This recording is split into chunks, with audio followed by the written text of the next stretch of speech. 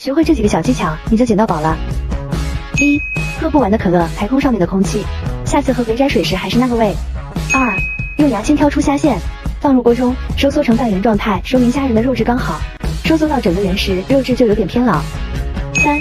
用锅直接爆米花，油容易溅到皮肤上，用锡纸包裹，就避免了这种情况发生。